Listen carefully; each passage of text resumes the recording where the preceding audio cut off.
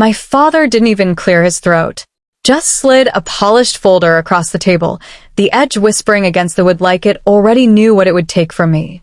Lina, he said. Her name, shaped like a promise, handed over like an inheritance. 7 days home. 10 years of my life covering for them. My mother's nod louder than a slammed door. I didn't argue. I didn't blink.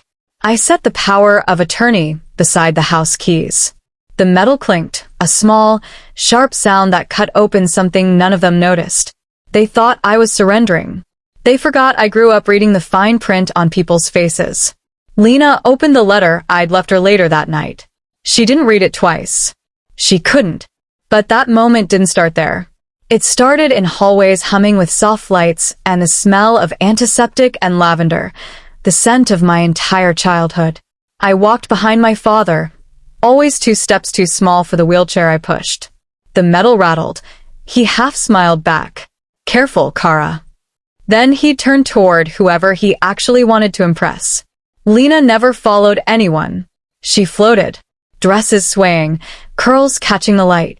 My mother rotated her like a prized figurine in front of every holiday decoration, snapping pictures of their bright future.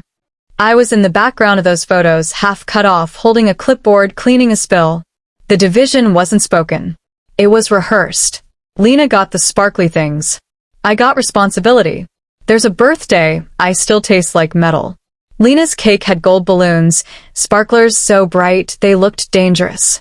Mine, 2 months later, was a grocery store sheet cake collapsing on one side. I blew out the candles alone, grabbed my uniform, and headed to work because the mortgage didn't pay itself. I was 16. People told me I was independent, like it was a gift I'd been born with. They didn't see how early I learned that wanting something made me inconvenient. So I stopped wanting.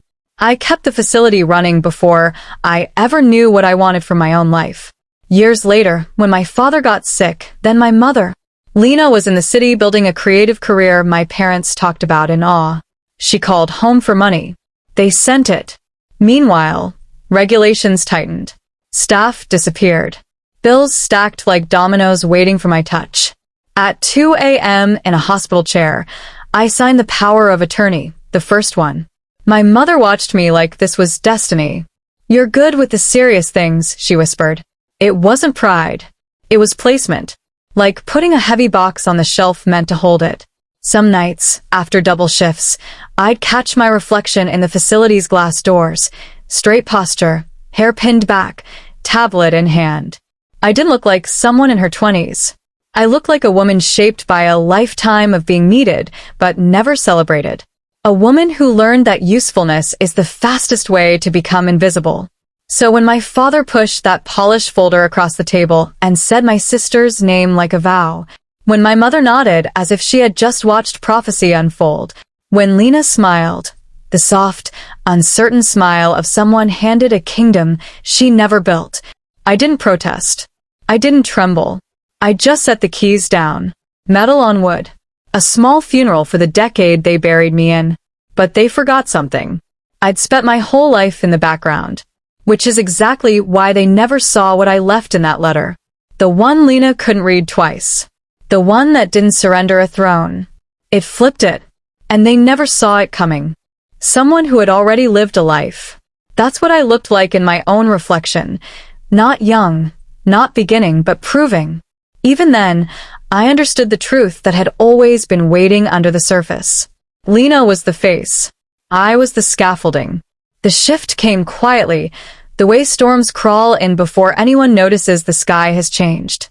First, an email I always handled, state inspections, arrived without my name on it. Then another about a staffing audit.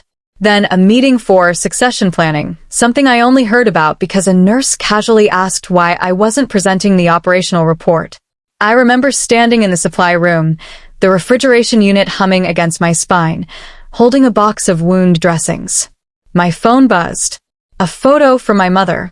Lina in front of the facility sign, smiling wide. Wind lifting her hair like a crown. Caption: Future Leadership. I stared at it until the screen dimmed, and it still didn't make sense. Then another notification. An elegant invitation graphic. Family legacy celebration. Gold lettering. A date. A location. No role listed for me. No call. Not even a courtesy text. Just a card slipped into my mailbox like it belonged there. That evening, I walked into my parents' kitchen. The smell of roasted peppers, familiar, grounding, almost mocking. My father leaned over the counter, speaking softly to Lina about vision, growth, the next decade. My mother nodded, hands wrapped around a mug, eyes warm with pride that had never been aimed at me. I stood there long enough for the moment to become awkward, for me, not them. Finally, my father turned. Cara, don't worry about the administrative stuff right now. You've done enough heavy lifting. It's time for Lina to take on bigger responsibilities. Bigger. The word hung in the air, thick enough to choke on. Lina smiled, arms crossed lightly, like she was posing for a magazine cover. Not a job. A spotlight. I tried to speak, but the words slid back down my throat. My mother touched my wrist. Soft. Patronizing. You're good with the behind-the-scenes things, she said. Let her shine. Behind the scenes. That was the moment the room shifted. Not them, not their decision, but my understanding. That was the night I saw, with cold clarity, that this wasn't an oversight. It was a replacement. Later, I found another folder on the dining table. Financial projections. All written in Lina's handwriting, childish loops, overconfident numbers. Incorrect. Impossible. Signed by my parents. They had already accepted it. I sat down, the chair legs scraping softly against the floor, the sound small but steady. I looked at the papers again, and something inside me didn't break. It settled. A quiet, dangerous kind of calm. I closed the folder gently, placed it exactly where I found it, and walked upstairs. Each step felt light, almost weightless, like I had stopped obeying the gravity of their expectations. In my room, nothing had changed. The same pale blue walls from childhood. The same creaking floorboard by the door. The same sense of being seen only when convenient. I sat on the edge of the bed. My tablet glowed in my lap. Downstairs, Lina's laughter floated up the staircase, soft, sweet, as if she had already rehearsed her acceptance speech. I opened a blank document. No headings. No commentary. No emotion. Just space. Then I began. The first entry. A timeline. 10 years in bullet points. Crises, lawsuits avoided, Medicaid freezes, regulatory disasters, staff shortages, the year we almost lost our hospital partnerships. All the emergencies I stepped into because no one else knew how. The second entry. Licenses. Compliance standards. Vendor contracts. Partnership agreements. Names of every person who relied on the system I ran. From facility managers to state liaisons to the pharmacist who once said, "If you leave, this place collapses." I wrote until the screen blurred. Not from tears. From purpose. Downstairs, Lina's laugh rose again, light, wind-charmed, unburdened. She didn't know. My family didn't know. That night, they weren't preparing Lina to lead. They were preparing her to fall. The system, not the property. The structure that kept everything breathing. Inspectors trusted my reports. Physicians approved our protocols because I wrote them. Caseworkers called me when families panicked. I didn't need to build a case. The case already existed. All I had to do was gather its bones and give it shape. Before the sun rose, I drove across Savannah. The streets were washed in gray, the kind of morning that feels suspended, waiting for something to happen. Dr. Hale's office glowed warm from the inside, his kettle steaming in the window. He opened the door without a single question, as if he'd been expecting the moment, if not me. His office smelled like cedar and old books. A place where truth didn't echo, it settled. I placed my notes on the table. He read them without speaking. His glasses slid down his nose. Every page turned with deliberate weight. When he finished, he leaned back. "They're moving without you." I nodded. "And you're done asking to be seen." Another nod. He tapped the edge of my timeline. "You don't need revenge," he said quietly. "You need structure." That afternoon, he called Ms. Rowan. She arrived like someone who had already navigated storms worse than mine, leather portfolio under her arm, steady eyes, calm enough to slow a room. She examined everything: contracts, emails, compliance logs, power of attorney papers. Her lips tightened only when she reached Lina's projections, numbers so inaccurate they leaned toward fiction. "They're planning a transfer," she said, "but they don't understand what they're transferring." "Explain it," I told her. She pointed first to the licenses. "This is the spine. Without these, a facility is just a building." Then she tapped the protocols, the ones I had written during midnight crises. "This is intellectual property. It belongs to the creator." Finally, she held up the partnership summary. "This is institutional capital. It follows the system, not the name." I sat still, listening, breathing differently. "You can protect your work," she continued. "Not with emotion, with boundaries." We built quietly. A week of structure instead of rage. A non-profit foundation. Not to own, but to safeguard everything intangible. The brand. The protocols. The data systems. The partnerships. A structure designed for the people in our care, not the family that only cared about its image. Harbor Bridge Foundation. I chose the name softly, like something fragile but steady. Under my still valid, never rescinded power of attorney, I executed every transfer with medical precision. Sign. Notarize. File. Repeat. My parents signed honorary advisory roles, ceremonial, flattering, powerless. They never read the fine lines. They never imagined they needed to. When the work was done, I went back to operations like nothing had changed. I walked the hallways, checked the logs, adjusted the schedules. Staff stopped me with smiles, nods, the quiet reverence of people who remembered who held them together when everything was falling apart. Lina floated through rooms with a notebook, offering pastel color palettes for the website she didn't understand was no longer hers. My parents glowed every time she spoke, proud of the daughter who had never carried anything heavy. The night before the legacy celebration, I sat in the small office behind the nurse station. Fluorescent lights buzzed, a familiar, steady hum that matched the rhythm of my own heartbeat. My tablet glowed with one last document, a letter addressed to Lina. Not angry. Not sharp. Not an accusation. Clarity. I wrote about what she was inheriting. A shell without the system. A title without the weight behind it. A stage without the foundation. Responsibility without preparation. I explained "So, what did you leave us with?" She didn't mean it to sound small. But it did. It sounded like a question falling through an empty hallway. The celebration room, warm a moment ago, had thinned into something brittle. Light catching crystal glasses.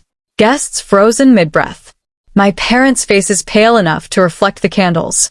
I didn't move. Didn't blink. I just let the truth settle around them the way dust settles on furniture once the house goes quiet. "You have the buildings," I said softly. Lina blinked. My father swallowed. My mother pressed her hand to her chest like she needed help holding her heart in place. "The buildings?" Lina repeated, voice cracking. "That's it." Hayes stepped forward before I could answer, his tone steady, almost gentle, the kind of calm that makes storms feel avoidable until they aren't. "The physical property remains under their ownership," he said. "But without the operational systems, licenses, and intellectual property Miss Hart transferred to Harbor Bridge Foundation, the buildings cannot legally function as care facilities." He paused. Let the words breathe. "In simpler terms, they cannot open." A soft gasp rippled across the tablecloths. Someone set their fork down too quickly. It clattered like a warning. My father stared at the documents again, flipping pages he had once signed without reading. His voice was barely a whisper. We trusted you." I met his gaze for the first time that evening. Not with anger. Not with triumph. With truth. "You trusted me," I said. "Just not with credit. Or acknowledgement. Or future." My mother's eyes brimmed with something sharp, hurt or disbelief. It was hard to tell. You went behind our backs, she breathed. No, I replied. You turned your backs. I stayed. Lina clutched the red envelope to her chest as if it were burning her from the inside. Her voice wavered. So, everything, the celebration, the succession. Her words trailed off, disbelief strangling the rest. Based on a title, I said. A title with nothing beneath it. Her chin quivered. You set me up to fail. I shook my head. No. I gave you the truth before the world did. The room held its breath. My father finally found his voice, though it scraped out like an old hinge. What do you want from us? For a moment, I didn't speak. I looked at the faces that had shaped me, the pride they poured into one daughter, the duty they stacked on the other. I felt the weight I had carried since childhood loosen, slow and steady, like an exhale long overdue. I don't want anything, I said. It's already done. A murmur spread through the guests. Confusion, tension, curiosity sharp enough to taste. My mother's voice trembled. You're walking away? From the family? From us? I already walked away, I said. You just didn't notice. Silence fell in a soft collapse. Then Mr. Hayes set a final document on the table. A simple sheet with a simple directive. Harbor Bridge Foundation. New executive director. My name. Lina stared at it as though it were the final blow. My mother's hand flew to her mouth. My father sank slowly into his chair. Hayes cleared his throat. Effective immediately, he announced. My chair barely made a sound as I stepped back from the table, the room shifting around me. No applause this time. No proud nods. No soft smiles meant for someone else. Only truth. Raw. Quiet. Inevitable. I paused at the doorway, the dim hallway stretching in front of me like a place I had walked my whole life but never truly stepped into. I didn't look back. I didn't need to. The system would speak for itself now, just as I promised. They just give me, she whispered, her voice thin enough to slip through the seams of the room. Hayes folded his hands. 2 aging properties and the debt tied to them. Anything more would require certification from Harbor Bridge. Certification is contingent upon meeting the care standards Ms. Hart designed. My mother leaned forward, desperate enough to mistake begging for strategy. She can meet them. She can learn. Hayes lifted a single page, the corner whispering as it turned. If staffing ratios drop, if safety protocols lapse, if any core process deviates even slightly, Harbor can revoke the license within 60 days. Without a license, the buildings cannot operate. My father's voice cracked, barely more than a breath. So, we have nothing. I didn't correct him. They had exactly what they'd protected all these years. Image without structure. Pride without backbone. Their version of ownership, glossy on the outside, empty on the inside. Lina sank back into her chair, the letter softening in her hands as her confidence collapsed inward. I thought I was taking over something real. My voice stayed steady. You were. The system. The responsibility. The work. You just never saw it. Hayes closed the folder with the quiet finality of a door latching. This arrangement protects the seniors. Protects the staff. It isn't punitive. It's structural. My parents stared at me like I'd become someone unrecognizable, when the truth was simpler. I had finally stopped being the version of myself they depended on. I stepped back from the table. No dramatic exit. No last lines. The silence did the work for me. That night, I didn't sleep. Not from guilt, there was none, but because the house felt weightless without their expectations pressing the walls and around me. No calls about missed meds. No panic texts from staff. No fires to put out. Just a stillness I didn't realize I'd earned. By morning, consequences had already found their rightful homes. Compliance emails. Bank notices. Staff questions. All flowing to the people who claimed authority until authority required more than a title. Still, I drove to New Harbor Bridge before sunrise. The windows glowed soft gold, catching the river's first light. Inside, someone tuned a piano. Someone else set up morning crafts. The quiet hum of a place that ran because people cared, not because someone's last name was on the door. I breathed in that steadiness. Later that week, I saw my parents in a Medicaid waiting room. Shoulders pressed together, eyes fixed ahead. Their world had finally aligned with their decisions, and for once, I didn't feel pulled toward fixing anything. A month later, during a routine site visit, I saw Lina in an allied facility pushing a resident's wheelchair down the hall. Her steps were small, careful, Human. she didn't see me, and I let her keep the moment. Growth doesn't always need witnesses. For the first time in my life, I wasn't carrying anything that wasn't mine. And the quiet that followed didn't feel like loss. It felt like air. No slammed doors. No final war.